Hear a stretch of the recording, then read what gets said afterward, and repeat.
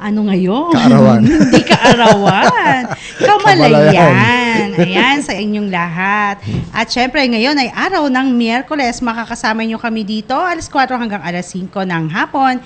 Ako po si Joyce Molon. At syempre, kasama dito ang dalawang gwapo. Uy, gwapo sila. Syempre, maganda yung kasama namin. Kailangan gwapo ang kasama rin. Si Tato Malay at si Albert Padlan. Magandang hapon sa inyong dalawa. Okay, magandang hapon sa inyo at magandang kamalayan sa ating mga tagapakinig, sa mga, lalo na yung mga regular na nakikinig sa atin. At kami ay naririto naman sa programang Kamalayan na makakasama po ninyo kami 3 hanggang alas 5 ng hapon. Araw-araw, mula Lunes hanggang Biyernes. Right. Mula Lunes hanggang Friday. Okay, Albert, bumati ka naman. Magandang hapon po sa inyong lahat. Good Wednesday. Ano ba to? The sky is clear, it's warm, bordering to hot. Well, mainit na talaga. Very, talagang nakakatawa sa bahay. Sabi ko ng mga bata, summer na ba? Hindi pa po. Pahala kayo. So, good afternoon and welcome to Kamalayan. Buenas tardes, bienvenidos a todos a nuestro programa Kamalayan esta tarde. Parle plus lentement, s'il vous plaît. Je ne parle français. Injak na awatan. Okay. Alright. So yeah. more pasabog? Well, dito more nga sa pasabog, ating si Tato. programa, hindi naman more pasabog dito. Actually, yung pasabog natin noong umpisa pa lang, hanggang hindi pa rin matanggap ng ating mga tagapakinig ang ating mga karamihan na share na. Na-share. In English na. Hindi ko ma-express sa Tagalog. Pero yun na nga, dito sa Kamalayan, ang ating tinutukoy dito na palagi natin gustong mangyari ay gumanhawa, gumanda, umunlad, maging masaya Ang ating buhay. Pero, paano yun? Kasi, di ba, lagi sasabi, ay na naman, eto na naman tong 3. Kailangan daw umunlad at sumaya ang buhay.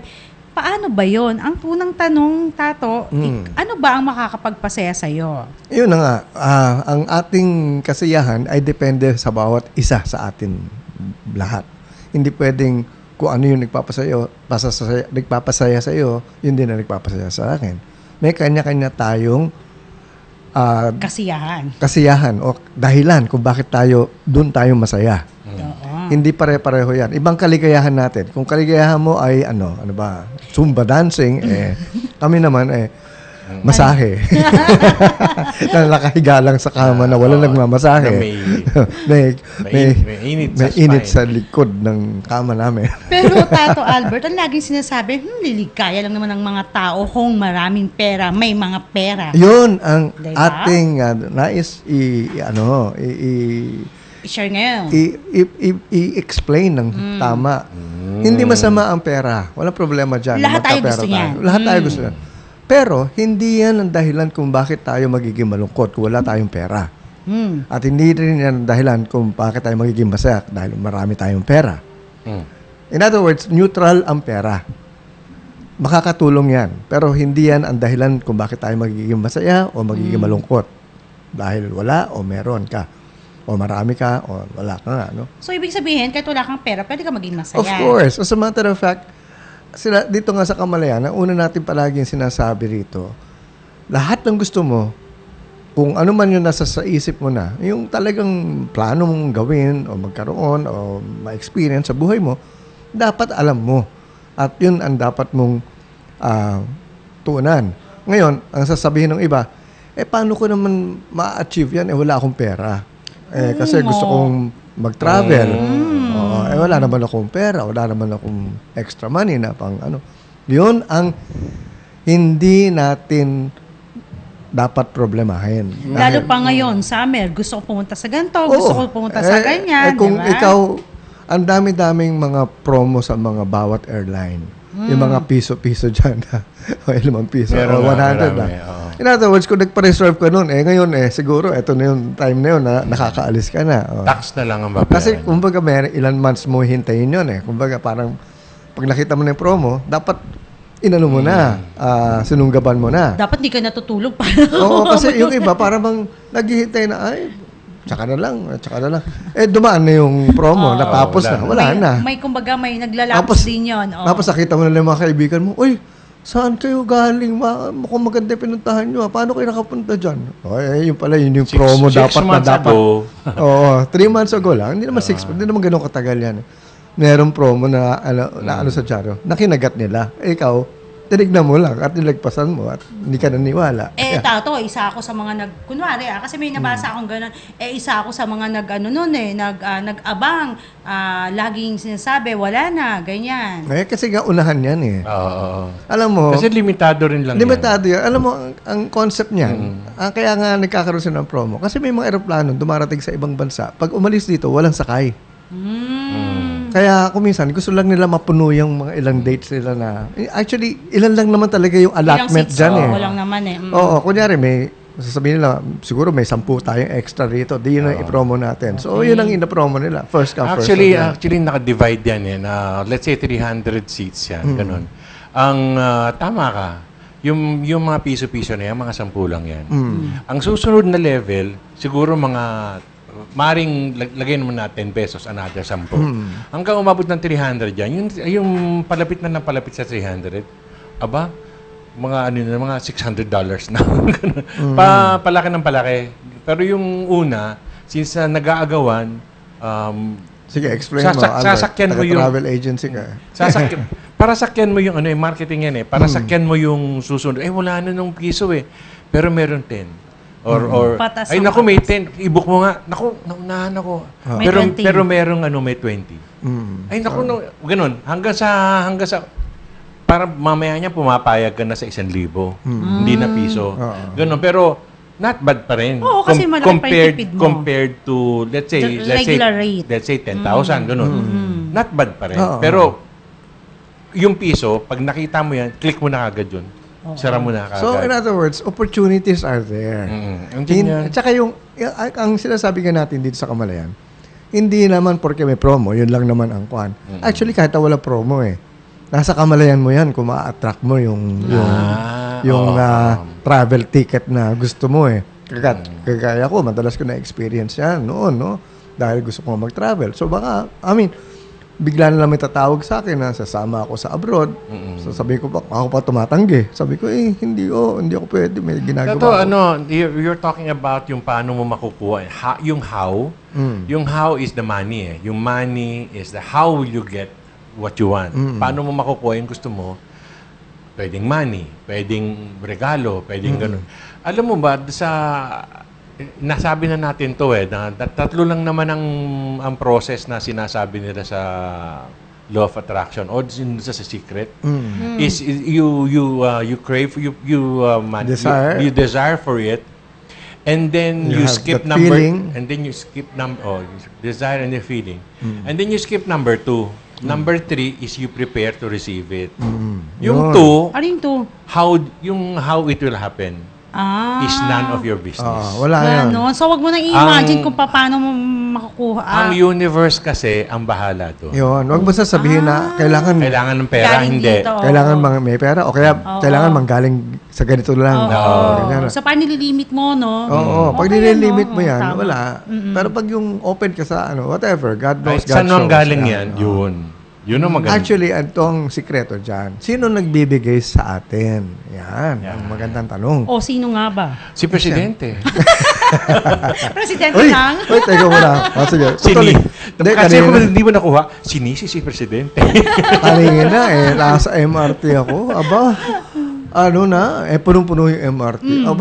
Talagang... Doon ka na naman sa mga babae o sa mga senior? Halo-halo, senior babae. Pero hindi Senior na babae. Meron lang isang announce na, boboto ko si ganito. Mamaya, eto na yung isa. Bakit may boboto yan? Hindi sila magkakilala. Mami, nagde-debate na tayo. Tapos, punong-puno yung MRT, no? Yung cabin yung coach na kinasakyaw. Mamaya pagdating sa Cubao, ang dami pumapasok. Sabi, usog kayo kasi hindi kayo makapasok. Ayaw umusog yung iba. Kasi ayaw umusog yan dahil maganda yung pinag-uusapan dito. Kakainitan na. Baka mamaya yan, stop na nila yun. Hanggang di matapos yung sa kabilang dulo, tapos babalik na. Sa totoo lang talaga, sabi ko, ay nako, nakakatuwa ito. Talagang kainitan na ng, parang fever na, Kasi, kumbaga, accepted na si Grace Po. So, wala nang Grace po. kanilangan yan. So, kanya-kanya mga manok na yan. So, talagang debate na. Nakakatawa. Ang dami nagsasabi talaga na eto ako, eto yan. Yan yung usaping ganyan, Tato. Lahat may pakialam. Oo. Diba? Yan. Pero dito sa Kamalayan, dapat makialam din kayo. Ayan. Dahil dito, nakikialam kami. Hindi kami nakikialam sa buhay nyo. Kung ano yung gusto nyo, yun ang gusto namin para sa inyo. Pero kung ayaw na tanggapin itong sinasabi namin, wala kaming problema dyan. Okay lang sa amin. So, huwag niyong pakinggan kami. Okay. O pwede nyo rin kami pakinggan, tapos kung Hindi tingnan nyo ninyo, matanggap-tanggap. kung hindi nyo matanggap, ganun katulad ng sinabi mo, Albert, dati naalala ko parang kahit paulit-ulit mo lang, paulit-ulit yan hanggang sa tumatak sa'yo yan. Mamaya niyan, Ginagawa mo na pala. Di ba? Pag mukhang imposible, parang parang mukhang malabo sa umpisa. Balikan natin nga yung tanong. Hindi yung presidente magbibigay sa'yo. Kaya nga pala. Naligaw. Naipasok lang ni Albert. Ang MRT magbibigay. Okay. So, hindi ang presidente ang magbibigay sa'yo. Hindi man kaibigan mo o kuan. Although, pwede. Pero, ang original na nagbibigay sa'yo ay ang Diyos. Ang Panginoon. God, the divine source. Lahat yan, ang pinagmula ng ating mga bagay-bagay na gusto natin makamit o na nakakamit na natin, ang Diyos ang pinagmula niyan. That's right. So, hindi natin alam kung paano binibigay ng Diyos sa atin yan sa pamamagitan kuminsan ng ibang tao o sa pamamagitan nga ng promo, yung mga ganyan. So, ang tanong is, tinatanggap ba natin? Yun. Kasi, andyan na nga, parang sasabihin mo, ay, hindi, parang mukha yata may kapalit naman yata yung pag-alok sa akin ng kaibigan ko. Binibigay na nga through that friend of yours ng Diyos ayaw mo pa tanggapin. Pinagdudahan mo pa. Ayan. So, ikaw may kasalanan. Binibigay na sa iyo Pero kailangan pabayaan mo na lang yun. Ang umpisa kasi talaga, kailangan ang pinaka-basis kasi is talaga, saan ba nanggagaling lahat? Oo. Lahat ng biyaya, lahat ng everything. Saan ba nanggagaling? So, ang sekreto talaga, sa Diyos talaga. ang sekreto talaga is, kung may ninanais ka, actually, sabi ko nga, we are complete already in terms of what we have. Wala na tayong, we don't need anything. It's just there. Walang kulang. Kaya lang, bakit hindi lumalabas sa buhay mo? Kasi, hindi mo tinatanggap o hindi mo iniisip na kaya mong magkaroon nun. Pero nandiyan na siya. So, in other words, walang imposible. So, ang gagawin mo, unang-una, actually, tunuro ni Jesus ito when you pray, believe as if you have received it already. Yun ang kwan. Believe. Hindi yung sana po, hindi ganoon. Oo. So, ang sinasabi, i-claim mo na. Pag kin-claim mo yan, anong unang mong dapat ginagawa? Magpasalamat ka. Pasalamat ka na. Thank you. Tinatanggap mo na So, gratitude ang unang-unang hindi ka na nagmamakaawa o humihingi pa. So, namamalimos.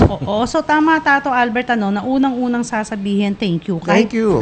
Kahit ano pa man yung hinihiling mo. Kaya nga, give thanks in everything. Thank you sa inyong dalawa, Albert and Tato. You're welcome, Miss You're Joyce. welcome. Actually, lahat ng Nakikita mo ba future ko? Thank you, Joyce.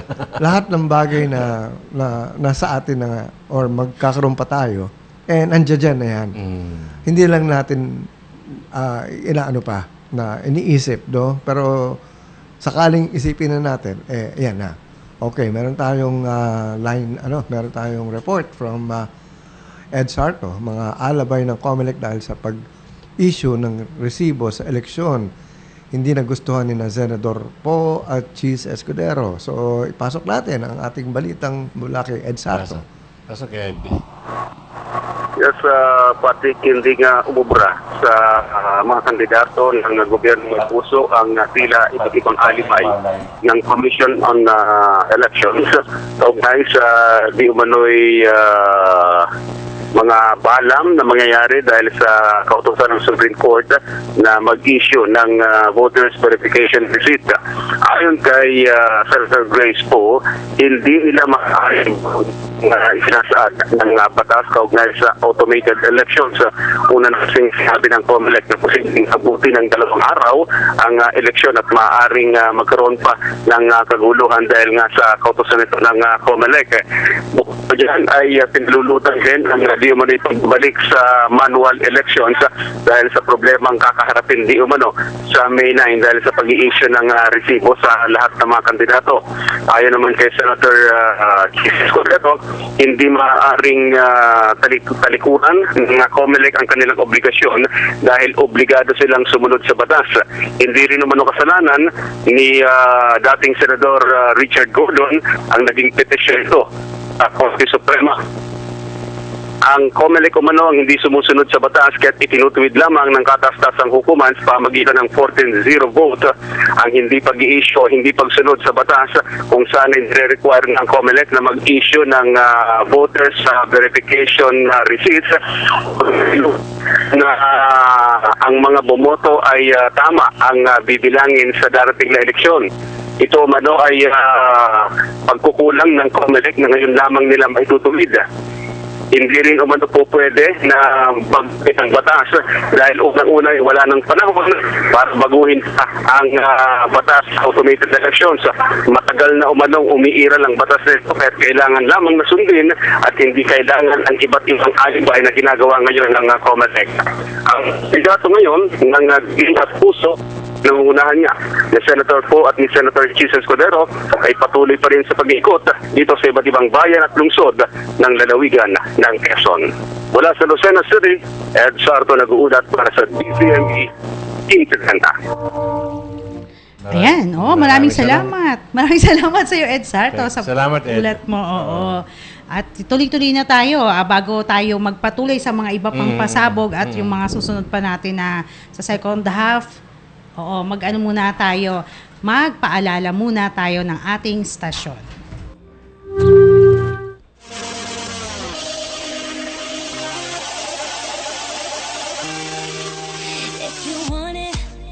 DZAM 1530, Kampiyon ng Barangay. Mapapakinggan tuwing araw ng Sabado, alas 10:30 na umaga hanggang alas 12 ng tanghali. Kampiyon ng Barangay, kasama si Bing Hamadan, Jimmy Villesa at Ariel Dugo Fernandez. Kampiyon ng Barangay sa DZME 1530.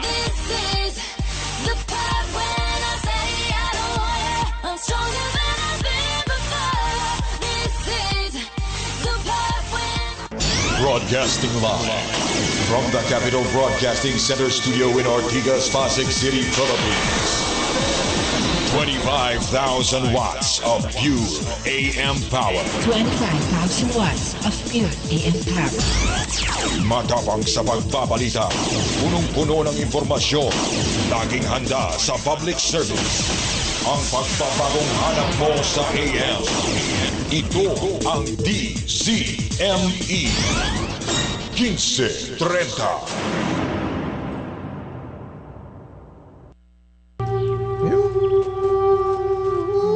Patuloy kayo nakikinig dito sa ating programang Kamalayan. Ang ating oras, alas 4:34 na po ng hapon. At syempre, kailangan natin magpasalamat sa ating mga kaibigan mula sa Sogo Hotel. Ayan, at sa mga kaibigan natin palaging sumusuporta sa atin, nakikinig, at syempre kung saan masarap pumunta, hayahayang buhay kapag mga kasama sila. Nagpapasalamat kami sa inyo kay Pilar Ilaya, syempre ang magandang aking kaibigan, si Alma Donor at si Tina Ledesma. At marami pang iba, syempre yung iba kailangan banggitin, baka mamaya sabihin hindi nabanggit sa programa, si Shelo Urbano, at yung sabi nila, everyday na daw silang makikinig sa atin, yung kahapong nagte-text.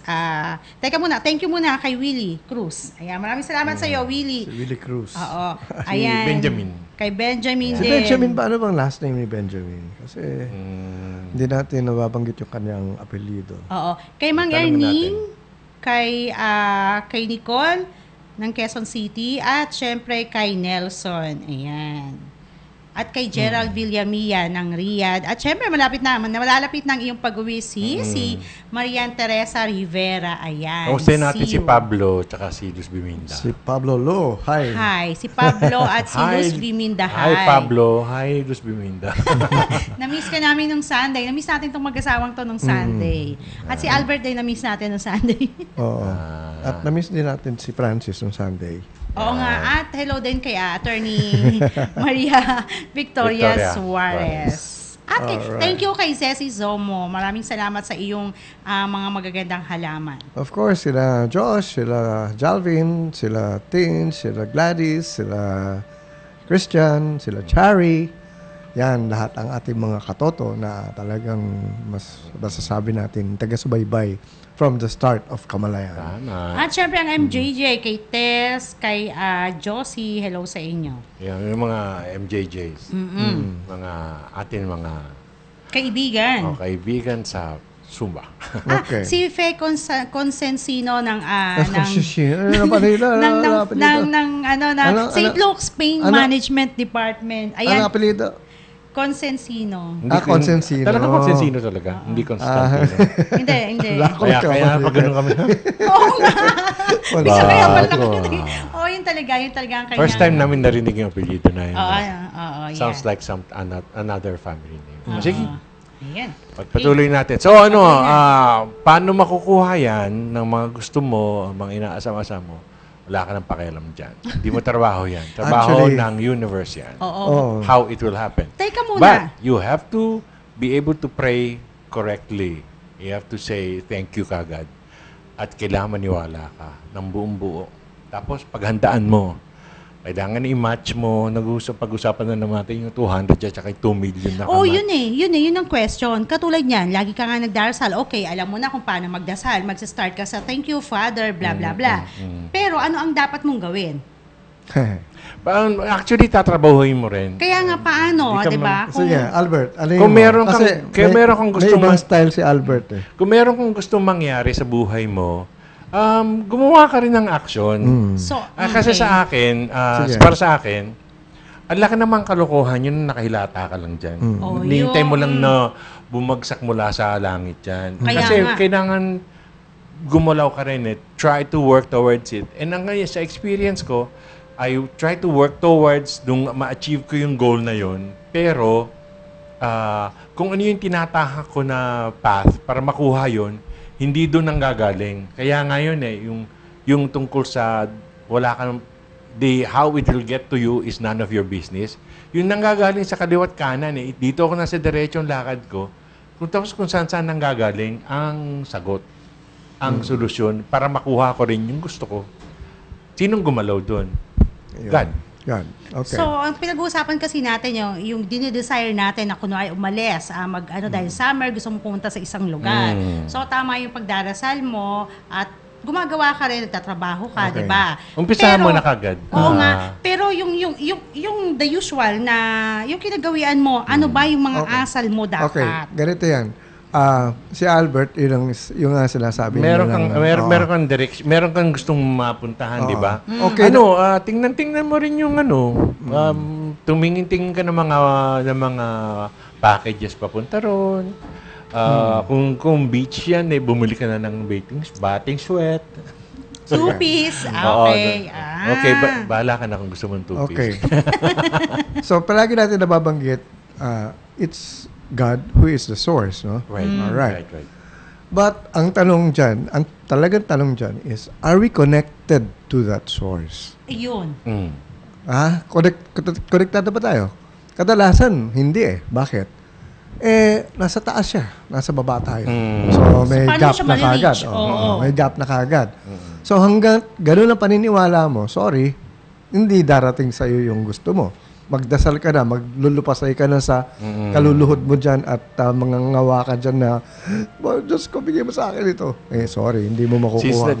Since nasa clouds ang tinitingnan mo, ganun, ulan ang abutin ito mo. ang sa kamalayan, in-explain namin, hanggat ang konsepto mo ng Diyos ay hiwalay sa iyo. Sorry, wala ka makukuhang yung from that source.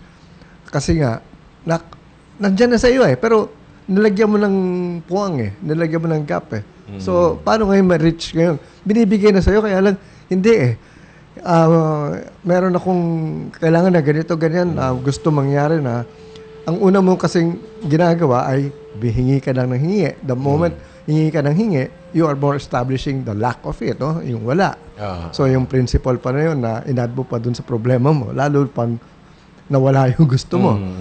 And the surest ball, sure ball na dapat mong ginagawa ay dapat you are connected with the source, with God. Now, how do we connect ourselves with God? Alright, in-explain na ni Jesus yan sa atin Alam mo, okay, going back to history, the Bible, nung nagpakilala ang Diyos, sa kanino ba? Sa unang nagpakilala siya sa Biblia, kay Moses, di ba? Yung parang, who are you? Sinabi niya, I am that I am. Yan ang pangalan ng God. Yung burning bush. So, in other words, okay. So, tinanong ni Moses, ano ba talagang, ano ang pwede namin gawin para maging tayo, magkaisa, rather, no? So, nagbigay ang Diyos ng 10 Commandments. Yan ang lumabas sa Bible, Yan ang basta, binabanggit ko lang yung story sa Bible. Alright, yun ang naging basis natin sa relationship natin with God. Kasi, yun na nga, doon pa lang, talaga pinakita na meron mga kondisyon. May bawal. Ang daming bawal. May pwedeng gawin, hindi pwedeng gawin. Alright, so, okay. Ngayon, ang tanong nga is, totoo bang may ganong kondisyon ang Diyos para sa tao? Meron ba? Yun. Kasi, nung panahon ni Jesus, lumabas, walang ganong kondisyon. Na tayo ay anak ng Diyos at tayo ay dapat maging kaisa ng Diyos dahil anak tayo ng Diyos. So, in other words, doon lumabas ngayon na we are the son or the children of God. And because of that, we became one. So, ang sinabi nga doon, what is yours is mine. And parang, what is mine is yours pala. Kung ano yung meron ang Diyos, yun din, meron ka. Oo. So, in other words, like in the prodigal son, yung parable, kung anong meron yung tatay, lahat nun, binigay niya sa anak niya. Still, nung winaldas nga nung anak, binigyan pa rin siya ng later on nung bumalik na siya. Sige, meron pa rito, marami pa rito, hindi nauubos yan. Sa'yo pa rin yan. So, ganun ang konsepto ng Diyos na pinresent sa atin ni Jesus. So, kung ganun ang paniniwala natin, na nandyan, na sa atin lahat na ang ating gusto, at walang bawal, walang at ang kailangan mo lang is, i-claim mo lang, na kaisa ka sa tatay mo, sa Diyos mo. Di ba? Ganun lang yun all you have to do is just say, well, I am one. I am your child. Kasi di ba naman pwede sabihin ikaw yung anak. Ikaw yung tatay. Kasi, kumbaga, God is the cause and we are the effect. Kumbaga, sa law of cause and effect, of course, there's always a cause and there's always an effect. So, God is always the cause. Tayo ang effect. So, in other words, since we are always one with God and we have everything that what God has for us, so yun ang nagiging pagsasabi natin na pag-claim natin sa lahat ng bagay na ninanais natin. Na walang ipagkakait sa atin na kahit na anuman ang gusto mo. Basta ang isipin mo lang, kaisa ka sa Diyos. Okay, etong pasabog. Ano? Ayan. May pasabog si Tato. Kasi, eto na nga sige, anak na nga ako ng Diyos. Sige, ganyan. Diyos, anak lang ako Hindi naman ako Diyos So, parang may kulang pa rin. So, lumalabas ngayon. Parang nalimitahan na naman. Oo, nalimitahan na naman. Para bang, kuminsan parang hindi ko makuha kasi anak lang ako. Pero ang pinakamalaki ito, kasi di ba? Nandyan na lahat eh. Oo, pero unless you can think of this as something na talagang ano yung tawag nito, may isa sa buhay mo na, yung ilalagay mo na sa kamalayan mo, that when you are one with God, what does that mean? You are God as you. Yeah. Diyos ka rin. Dahil sa... Hindi ka lang tao. Alright. Bakit ano ang claim natin dito? Kasi we are actually spiritual beings. So, in other words, kaisa talaga tayo sa Diyos na ating nababanggit dito na pag-uusapan. Kasi ang Diyos naman hindi tao eh. So, hindi rin tayo tao basically eh. It's nagkatawan tao lang tayo. Oo, hindi ba? Nag-reincarnate tayo eh. Nagkatawan tao. Kasi bago tayo pumasok kanina dito, pinag-uusapan yung unggoy. Ha? Pinag-uusapan yung unggoy kahit na naman intelihente. Ayun. Hindi tayo tao. Ano unggoy?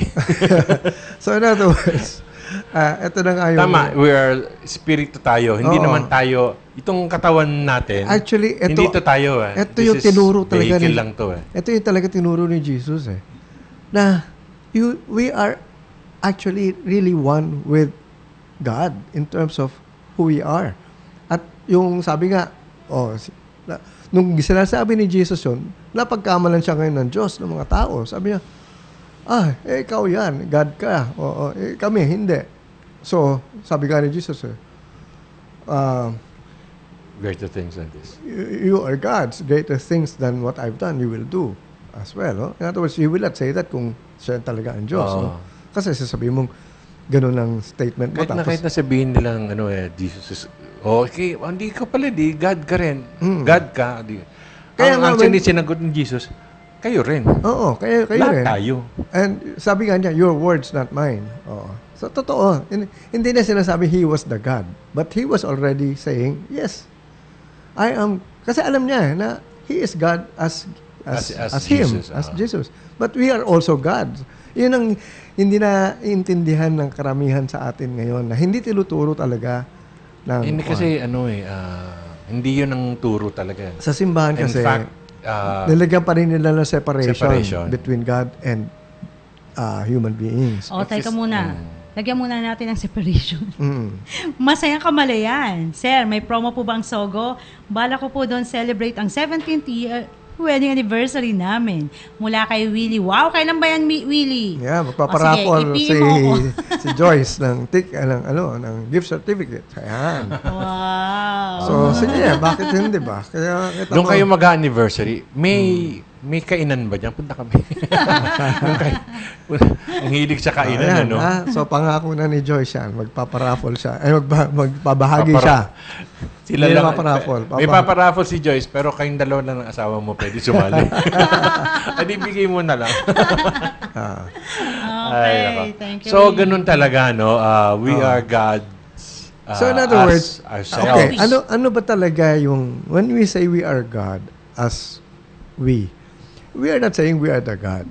We are the children of God. But since we are children of God, we have what God has, we have also. Now, the thing here is, ano ba talaga ang meron ang Diyos na meron din tayo? Kasi pag sinabi mong Diyos ka, ang iniisip kagad nila, ako ang pinakamakapangyarihan sa buong mundo. Dahil ako ang akong Diyos din, no? Ganyan. Hindi naman yun ang explanation of what really God is. Yes, He is all-powerful, all-loving, all-present, omnipresent. But that is not exactly what we want to really live in our hearts in terms of us being a God or being God. Ang ating talagang gusto natin makamtan ay yung mga attributes of God. And what are the attributes of God? Love, life, wisdom, authority, strength, order, enthusiasm, imagination, and will. All right? So, in other words, if you are life, love, wisdom, andun lahat sa atin yan. Buhay, pagmamahal, Yung buong, yung walang limitasyon. Yung talagang sasabihin natin na buong-buo. What do you say, life? Ay, life. Di ba namamatay naman tayo? Hindi. We have eternal life. That's why that is exactly what we are trying to explain here. Well, we can actually have this, what we call death in terms of, our earthly life. Pero hindi namamatay ang ating spirito, ang ating soul. Tuloy-tuloy yan. So, we continue. Our kamalayan goes on forever. Kaya nga ito maganda eh. Babasahin ko itong Christmas card sa akin ni Francis, no? Nung last Christmas. Nung Pasko. Nung buhay pa siya, syempre.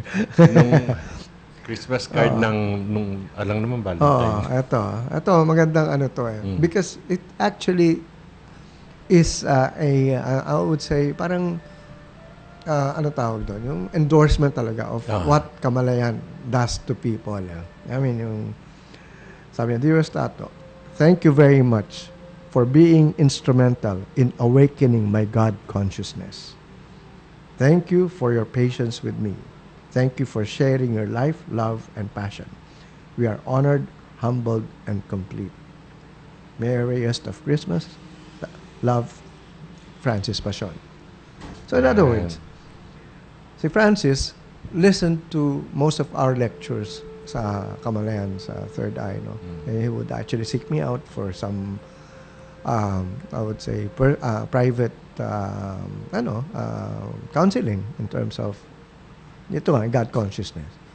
And he was able to really understand that, we have this Kamalayan that is really the one that actually takes over our life in terms of what we want to make happen in as well as experiencing what we want to experience. So yung kamalayan na yan, kung ano man yung kamalayan mo ngayon, kunyari, palpak pa yung kamalayan mo ngayon na meron kang mga hindi gusto, pwede mo palitan yan. Pero yung kamalayan mo na yan, dala-dala mo yan sa susunod na magiging buhay mo. When you reincarnate to another life, it's the same consciousness that you already are bringing to that particular new life that you will have in the future. So, bigat, no? So, in other words, kung ayan ang ating totoong pagkatao o pagka-Diyos, o Diyos sa tao,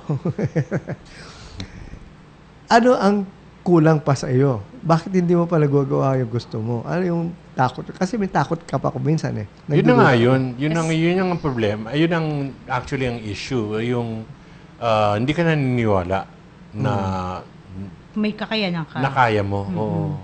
Kasi hindi ka sanay, basic premise lang talaga nandyan na lahat eh.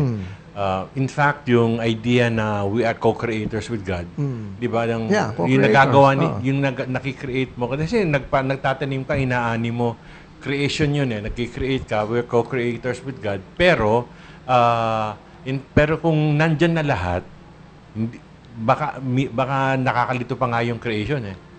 Kasi it's already there. Kasi ang kuwan nga dyan, kita mo si Jesus palagi, pag meron siya nagagawang maganda o mga milagro, yan, sinasabi niya, it's not me, but the Father in me that doeth the work inside me. Di ba? I mean, it's yung ang Diyos ang gumagawa lahat yan sa aking kalooban.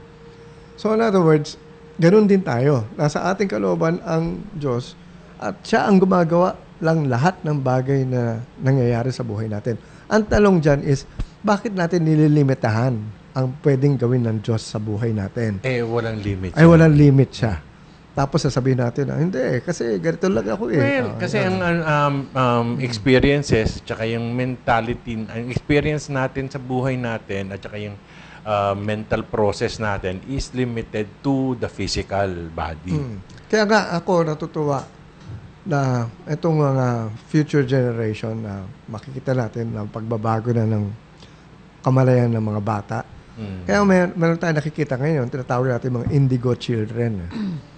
Yung mga indigo children na kung saan ay batang-bata pa, pero parang ang mga alam nila ngayon sa buhay ay parang daig pa nila yung mga nakakatanda, no? Agay lang sa atin sa top, no? Meron tayong isang 12 years old na 12 years old na ba si Wala pa yata eh. si Jean? 8 years old pa lang yata, no? 7, 8. 7, 8, no? No, 8 na. Oo.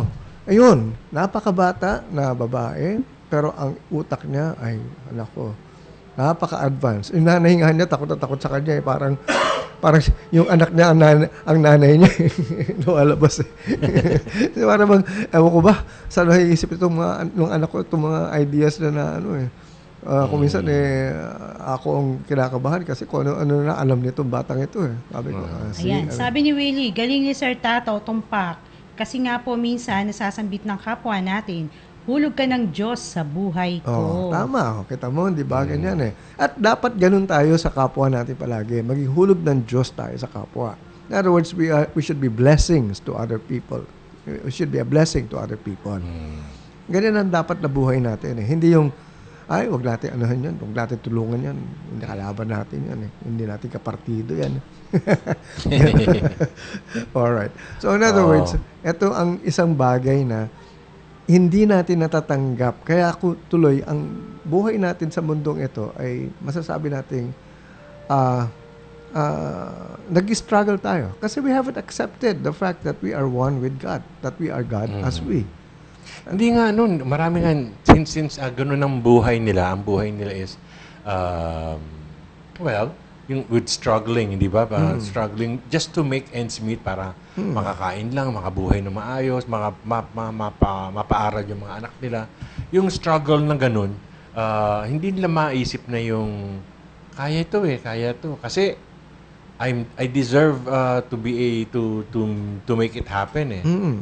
Nakaya ko to. Kasi ang hirap tanggapin yung nahihirapan tanggapin yung konsepto na andyan na yung lahat ng sagot eh. Kaso nga, ang tanong eh, paano mo ba tinatanggap lahat ng ganong klaseng problema? Okay, hindi naman problema, pero yun na, sabihin natin, may pinag-aaral ka anak, kung kulang yung mga pera mo pang Ngayon, ang reaction mo, ay nako, talagang hirap ng buhay. Yan. Actually, laging daing. Actually, mo, hindi lang ganun to eh. Sa umpisa pa lang eh. Mag-aaral yung mga bata, lumaki na. Let's say, nanganak, di kailangan pakainin, bilang ng mga mga kailangan para sa baby, ganun. Nag-uumpisa pa lang, mga gastos na naman to, ganun. Pag mag-aaral na, naku, saan kukunin? Ganun, yung problema, doon nakafocus. So, lalaki lalo yung problema. Kasi ganun ang prinsipyo na ating nagkakagisnan dito sa mundo. Kesa sa okay lang yan. Kaya ko yan. Okay lang yan, andyan na yan. Pero don't worry about it. I'll just go on, do whatever you have to do in your life. Just know that it will happen. Kasi sa akin ngayon, di ba, sinasabi ko nga wala nga akong trabaho, ganun. Bakit yung buhay ko, ganun pa rin? Kaya nga, katulad sabi nga ni Willie, biglang merong, nako, hulog ka ng Diyos sa akin. Biglang dumating nga meron pa rin, tuloy-tuloy pa rin. Tapos pansinin nyo, pagka nakaraos ka na, yung mga anak mo nakapag-aral, nahiraos ko rin pala. Diba? Pagkatapos, pagkatapos ng yung pinagdaanan mong yan, biglang babalikan mo, oo nga, no. Imagine, nagawa yun. Nagawa ko yun, tapos yung mga malalaki kong problema. Kaya dapat, hindi mo yan dapat pagtutuunan ng nagiging mahirap lang kasi sinasabi mong mahirap. At kakaisip din. Kasi kasi dalawa lang naman yan eh. You look at the fear, dalawa lang kasi fear and love lang eh. You look at the fear, ang fear mo, naku, mahirap to. Or you look at the love, the opportunity and the belief na God loves me. I deserve everything. Kaya to. Nasa akin na to. Tsaka sasabihin mo, walang imposible. Yan. So yung energy ng nahirap na struggle ka, at saka yung energy na tinanggap mo na maging maginhawa, maging komportable, iisa lang yun. At it's a choice. Pipiliin mo, iisipin mo ang energy mo, lalagay mo sa mahirap to. O yung energy, lalagay mo sa kaya to, okay lang to, this is good. Everything is already given to me. Thank you, Father. Ganun. Energy, iisa lang yung energy, no? Gusto dun sa mahirap. Sige, choice mo rin yun. Bahala. Kaya nga, ikaw ang gumagawa ng takbo ng kapalaran mo. Kanya-kanyang trip yan eh. In other words. So, yun. Katulad nga ng, ito nga, yung pinag-uusapan na nga natin na kadalasan dito, no? Ito ay isang bagay na masasabi nating mahirap tanggapin. Lalo na yung concept na I am God as me. Kasi yan yung tinuruan tayo na tao lang tayo. Ang Diyos ang pinakamakapangyarihan sa sa buong universe, no? Parang di ba, hindi ka Diyos kaya wala kang magagawa. Tao lang ako. Wala so akong may magawa. limitasyon ka talaga. Ganyan lang yan. Pero dito sa Kamalayan, nung nakita natin lahat, actually pinag-aralan lang naman namin dito yung lahat nung ginawa ni Jesus eh. Wala kaming inimbento rito. Bilasa namin pinag-aralan namin yung ginawa niya sa Biblia. Lahat ng konsepto na ginawa niya ay may prinsipyo na ginamit siya. May paliwanag. May paliwanag lahat. In other words, hindi siya nagmamagic lang na, oy, ito, makapangyarihan ako na para akong, ano yung Tagalog, salamangkero ako, kaya kong labas. Although since parang ganun nga, parang ganun kadali, parang magic nga ang dating. Oo, pero basically, merong principle involved. Alam mo bakit parang magic ang dating? Kasi nga, nakasanayan natin yung mahirap. Mahirap, struggle, ganun, work hard, yung mahirap. At saka, remember, pag maging madali, magic. We really live in a spiritual universe. Yun ang given eh. Ang nakikita natin dito ngayon ay manifestations na natin dahil sa kamalayan natin. So, in other words, lumabas na yung mga physical na bagay na kung saan how God created the world, ganun din tayo. We create our own worlds. So, in other words, kanya-kanya tayong mundo, itong nagagawa natin mga na ma-manifest natin. So, we are able to create from a spiritual from an invisible energy from that concept na yun nga, it's spiritual kasi hindi nakikita. Mamaya, andyan na, lumalabas na. Nagiging nagpo-form na into something that is material already. Ang nakasanayan natin ng ganun, magic. Magic, oo. So, actually, dito... magic talaga. Sa Kamalayan, gumagawa rin kami magic dito. Magic Kadalasan talaga. nga, magic ang ginagawa namin dito. Magic talaga. Kasi God pagdududahan mo pa ba yun? And if God is working questioning mo alongside with you, na hindi mo siya pinipigilan kung whatever you want to have or to do, talagang God will work miracles in your life. Correct. Yan ang importante. Actually, sa spiritual, miracles nga tawag, hindi magic. Para sa atin, walang miracle.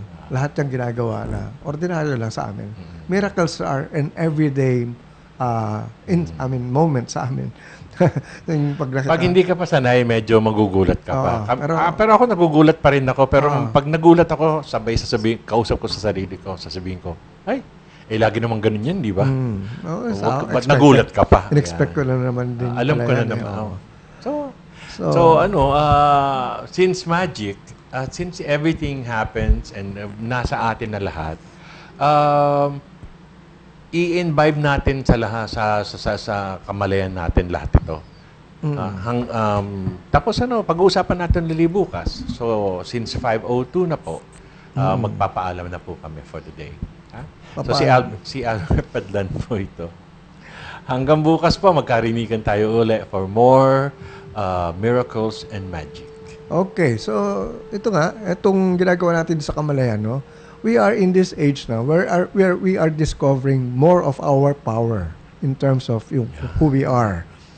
Ito yung sa kalooban natin. Lumalabas sa lahat nandiyan dyan Dito nga sa pamamagitan ng ating programa, na-explain namin kung paano talaga maisagawa ang power na mailabas ang power na yan, no?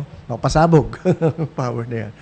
So, in this transition from this kind of knowledge that we are trying to explain here, I'm sure later on, makaka-pick up na kayo ng mga magagandang bagay na magagawa ninyo mismo sa inyong buhay. Ito po si Tato Malay na nagsasabi isang magandang kamalayan sa inyong lahat.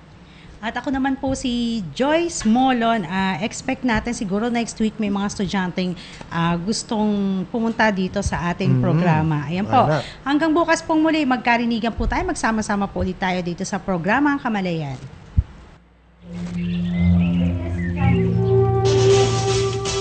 kaagapay ng sambayanang Pilipino, ang pamahalaan, mga ahensya nito, kasama ang mga non-government organizations at iba pang grupo, serbisyo publiko, tungo sa pag-asenso. Ating tatalakayin ang inyong lingkod at your service. Katuwang sa pagbangon tungo sa bagong umaga, pagtulong at pag-aksyon, laging nangunguna ang inyong lingkod at your service. Mga cause-oriented groups, charitable institutions at iba pang may programang organisasyon ating makakasama sa ang inyong lingkod at your service. Ang inyong lingkod at your service. Lunes hanggang Biyernes, alas 8 hanggang alas 9 ng umaga. Dito pa rin sa himpilang kakampi ng masang Pilipino, ang bagong DZME 1530.